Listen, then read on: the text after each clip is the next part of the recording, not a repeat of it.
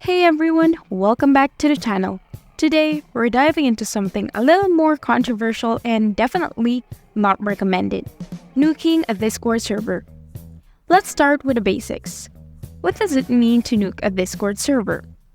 Essentially, it means to completely wipe out or destroy a server's content.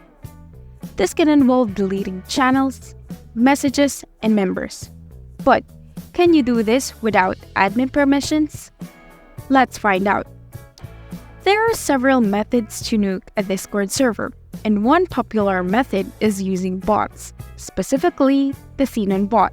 It is often mentioned in this context. If you're curious about how that works, we've got a detailed video on how to nuke a Discord server using Xenon. Just click the link in the description or check out this video. Now, let's get to the heart of the matter. Can you nuke a Discord server without admin permissions? There are tons of videos out there claiming you can nuke a server without needing admin rights, but here's the reason. Looking through the comments, most people point out that admin permissions are indeed required to pull off a successful nuke. Without them, you're pretty much out of luck. Over on Reddit, there are a lot of discussions about this topic.